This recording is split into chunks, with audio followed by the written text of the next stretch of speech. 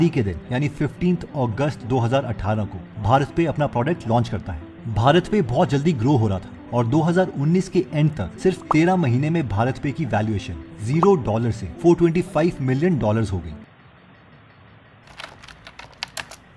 App launch करते ही मुश्किलों का पहाड़ टूट पड़ा। क्राइसिस 1। अब क्योंकि भारत पे सारे पेमेंट एप्स के लिए एक ही QR कोड ऑफर कर रहा था, तो उन्हें पेटीएम, फोन पे, गूगल पे और बाकी एप्स के लोगों को अपने QR में लगाना पड़ा। पेटीएम और फोन पे ने अपने लोगों का इस्तेमाल करने के लिए उन्हें लीगल नोटिस भेज दिया। अशनीर ने ट्रेडमार्क लॉ को स्टडी किया और उन्हें इसमें एक ऐसा क्लॉज मिला जो ये कहता था कि तुम किसी भी कंपनी का ट्रेडमार्क यूज कर सकते हो अगर तुम कंज्यूमर को एजुकेट कर रहे हो। पेटीएम को तुरंत ही ये बात समझ आ गई और उन्होंने अपना नोटिस वापस ले लिया। लेकिन फोन पे को अभी भी डाउट था। फोन पे के फाउंडर समीर निगम को लगता था कि पे सफिक्स पर सिर्फ उनका हक है। ये केस बॉम्बे हाई कोर्ट में 2 साल तक चला और फाइनली कोर्ट ने डिसाइड किया कि पे शब्द कोई भी यूज कर सकता है। क्राइसिस 2। भावेक टेक साइट संभाल रहे थे जबकि Ashneer banking, relationships, fund raising, managing strategy, नए प्रोडक्ट का लॉन्च और टीम बनाने में बिजी थे। इसलिए उन्होंने दूसरे को फाउंडर शाश्वत को अलग अलग शहरों में डिस्ट्रीब्यूशन और प्रोडक्ट लॉन्च करने के लिए भेज दिया। अब कंपनी को कोई ऐसा चाहिए था जो उनकी एडमिनिस्ट्रेशन को संभाल सके। उन्हें किसी ऐसे शख्स की तलाश थी जो भरोसेमंद भी हो और कंपनी की कॉस्ट भी बचा सके। इसलिए अशनीर ने अपनी वाइफ माधुरी को हायर कर लिया। वो एक एंटरप्रेन्योर थी और उनके पास एडमिन टास्क और लोगों को मैनेज करने का अच्छा एक्सपीरियंस था। भावेक और शाश्वत को भी इसमें कोई प्रॉब्लम नहीं थी। माधुरी डायरेक्टर बन गई और HR हेड भी। अब जब उनकी वाइफ इंटरनल सिस्टम हैंडल कर रही थी तो अशनीर ने ग्रोथ पर फोकस किया। अशनीर को पता था कि उन लोगों को जल्द ही और पैसों की जरूरत होगी। अशनीर चाहते थे कि सिकोया भारत पे में इन्वेस्ट करें क्योंकि उसके बाद बाकी इन्वेस्टर्स उन्हें आसानी से मिल जाएंगे। अशनीर ने सिकोया से बात की और वो इन्वेस्टमेंट के लिए मान गए। लेकिन फिर कुछ दिनों के बाद सिकोया के हर्षजीत सेठी ने अशनीर को कॉल करके बताया कि वो लोग इन्वेस्टमेंट नहीं कर पाएंगे और ये डिसीजन उन लोगों ने तब लिया जब सारे जरूरी डॉक्यूमेंट्स पर पूरा काम हो चुका था। सिकोया को भावेक के US वाले क्रेडिट कार्ड के इंसिडेंट के बारे में पता चल गया था और वो अशनीर से नाराज थे कि उन्होंने इस बारे में उन्हें पहले क्यों नहीं बताया। लेकिन अशनीर कहते हैं कि ये मामला उनसे जुड़ा हुआ नहीं था। उन्होंने भावेक से कहा कि वो बैंगलोर जाके सिकोया के CEO और जनरल काउंसिल से मिलकर सारा मामला क्लियर करें। लेकिन अंत में सिकोया ने डिमांड रखी कि पहले भावेक को कैप टेबल यानी इक्विटी की लिस्ट से हटाया जाना चाहिए, तभी वो लोग $1 मिलियन इन्वेस्ट करेंगे। अशनीर ने ये डिसीजन भावेक को लेने को कहा। भावेक इसके लिए मान गए। भावेक के सारे शेयर्स BNext और सिकोया ने 4 करोड़ रुपए में ले लिए।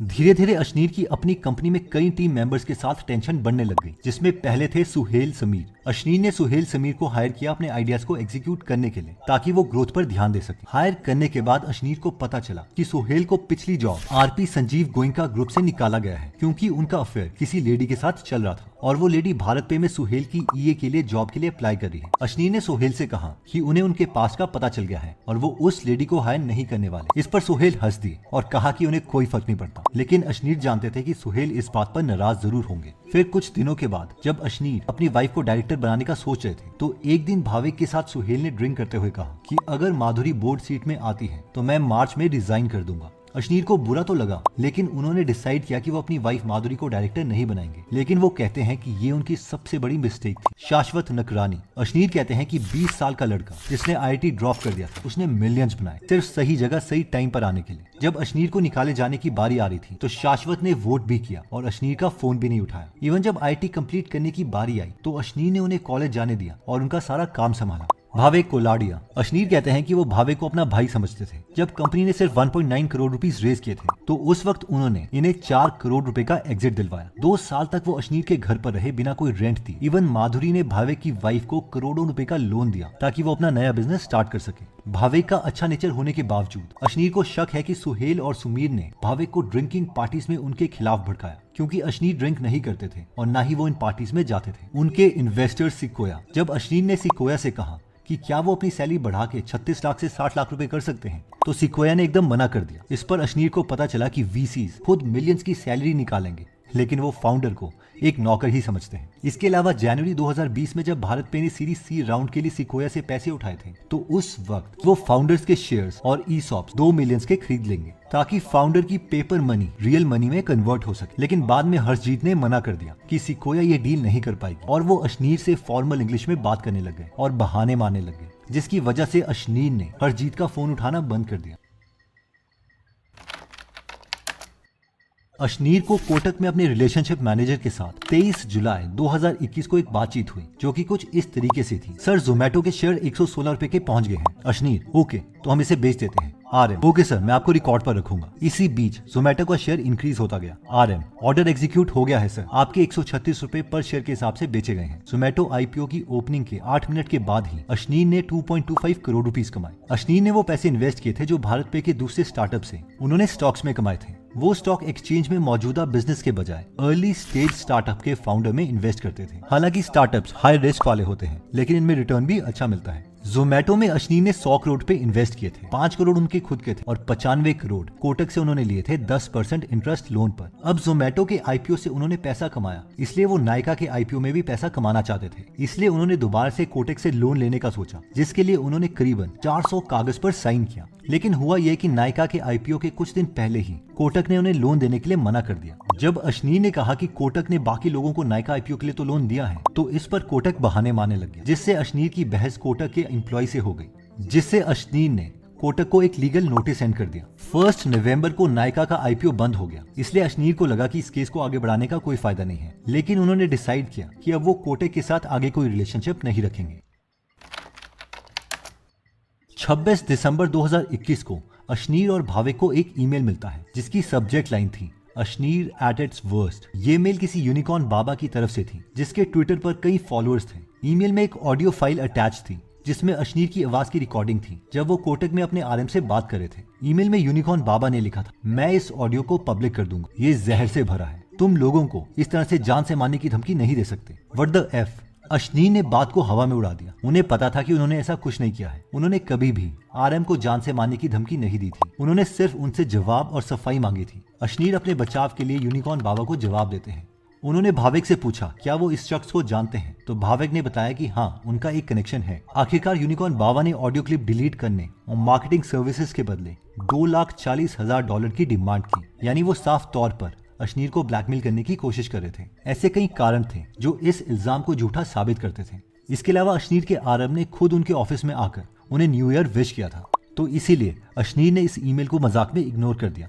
जनवरी 2022 में शार्क टैंक का पहला शो टीवी पर आया। अशनीर एक दिन सुबह उठे तो उन्होंने देखा कि उनके फोन पर बहुत मैसेजेस आ रहे हैं। मिकी मल्का ने मैसेज किया था, ट्विटर पर एक ऑडियो फाइल तहलका मचा रही है, क्या ये सच में तुम्हारी आवाज है? बाबू बोंगो नाम के एक अकाउंट से ट्वीट आया था जिसमें इस कैप्शन के साथ एक साउंड क्लाउड लिंक था, अमीर फाउंडर्स बैंक एम्प्लॉयज के साथ ऐसा बिहेव करते हैं। अशनीर ने ट्विटर को डायरेक्टली लिखकर बताया कि ये किसी स्कैमर की तरफ से फेक ऑडियो क्लिप है जो उन्हें ब्लैकमेल करने की कोशिश कर रहा है। उसी शाम ट्विटर ने इस ऑडियो फाइल को डिलीट कर दिया, लेकिन लोग तब तक इसे यूट्यूब पर अपलोड कर चुके थे। कुछ दिनों के बाद अशनीर को एक और बड़ा झटका मिला। उन्होंने जो लीगल नोटिस कोटक को भेजा था वो सारी बातें मीडिया में लीक हो गई थी, लेकिन इस लीगल नोटिस के बारे में सिर्फ अशनीर, सुमित और कोटक को पता था। तो अब सवाल ये था कि आखिर इस लीगल नोटिस की कॉपी मीडिया के हाथ कैसे आई? मीडिया ने जब कोटक से इस मामले में कमेंट करने को कहा तो उन्होंने कंफर्म करते हुए कहा कि लीगल नोटिस वाकई में उन्हें भेजा गया था और अशनीर ने वाकई में उनके एम्प्लॉयज को डराया धमकाया होगा।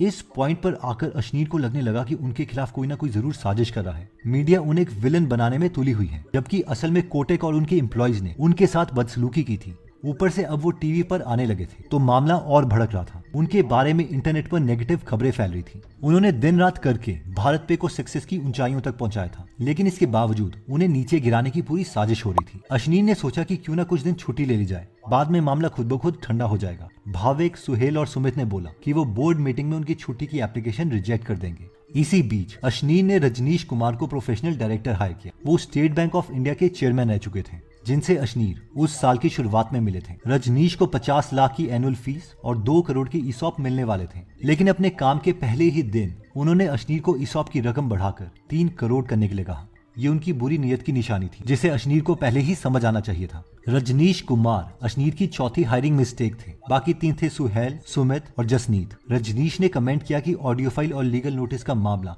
कुछ ज्यादा ही भड़क रहा है। उन्होंने कोटक के हाई लेवल ऑफिसर से बात करने की कोशिश की है, क्योंकि वो खुद कोटक के फंड बोर्ड में रहे थे। अशनीर ने सोचा चलो मामला कुछ शांत हो जाएगा, लेकिन उन्हें अंदाजा नहीं था कि आगे क्या होने वाला है। ये तो सिर्फ शुरुआत थी, क्योंकि अब कंपनी में सब उनसे जलने लगे थे और वो चाहते थे कि उन्हें भारत पे से निकाला जाए। भारत पे की तरफ से 6 फेज स्ट्रैटेजी खेली गई अशनीर को निकालने के लिए। फेज 1 जनवरी 16 से 19 तक अशनीर को टेम्परेरी लीव पर भेजकर बोर्ड का कंट्रोल लेना। अशनीर ने सोचा कि शायद 14 जनवरी को हुई अनरिकॉर्डेड मीटिंग में उनकी वॉलंटरी लीव को रिजेक्ट कर दिया जाएगा, इसलिए उन्होंने 17 जनवरी 2022 मंडे को वापस ऑफिस जाने का फैसला किया। उन्होंने मिक्की मल्का को व्हाट्सएप करके मैसेज किया कि वो ऑफिस आ रहे हैं। मिकी ने जवाब में 6 शर्तें रखी थी, जैसे कि पहले बोर्ड की अप्रूवल लेनी पड़ेगी और कुछ रिस्क असेसमेंट करने पड़ेंगे। इससे अशनीर को साफ समझ आ रहा था कि ये सब कोटेक मामले से जुड़ा नहीं हो सकता। 18 जनवरी को उनकी जूम पर बोर्ड मीटिंग हुई। मिकी ने प्रपोजल रखा कि अगर अशनीर वॉलंटरी लीव ले लें तो भारत पे के लिए काफी अच्छा होगा। फेज 2 जनवरी 19 से जनवरी 26 लॉयर और अकाउंटेंट को हायर करना। अशनीर के टेम्परेरी लीव को परमानेंट लीव में बदलने का प्लान। 18 मिनट की इस मीटिंग में यह पढ़ा गया कि अशनीर ने वॉलंटरी लीव की रिक्वेस्ट की है, जो कि असल में अशनीर ने कभी की नहीं थी। इसमें यह भी बताया गया कि माधुरी का रेजिग्नेशन एक्सेप्ट कर लिया गया है, लेकिन ये एकदम इम्पॉसिबल बात थी क्योंकि माधुरी ने रेजिग्नेशन लेटर कभी दिया ही नहीं था। अशनीर ने बोर्ड में ये लिखा कि भाविक जो ना शेयर होल्डर है और ना ही कंपनी के एम्प्लॉय हैं, आखिर किस बेस पर इतना बड़ा डिसीजन ले सकते हैं। अशनीर ने यह भी पूछा कि आखिर उन्हें छुट्टी लेने के लिए क्यों मजबूर किया जा रहा है। अशनीर को इन सवालों का जवाब किसी से नहीं मिला और उसके बाद माधुरी को टेम्परेरी लीव पर डाला गया। फेज 3 जनवरी 26 से 18 फरवरी एक फेक इन्वेस्टिगेशन करके सब कुछ मीडिया में लीक करके अशनीर और माधुरी को रिजाइन करने के लिए मजबूर करना। फेज 4 18 फरवरी से 1 मार्च माधुरी को बड़ी आसानी से हटा देना, जो SHA शेयर होल्डर अग्रीमेंट के अंडर प्रोटेक्टेड नहीं थी। मीडिया में बातें लीक करते रहना और अशनीर को SHA के अंडर हटाने का कारण ढूंढना। फेज 5 इतना सब होने के बाद अशनीर ने डिसाइड किया था कि बस अब बहुत हो गया। वो अपने दुश्मनों को और मौका नहीं देना चाहते थे, बल्कि उन्होंने डिसाइड किया कि वो रिजाइन करके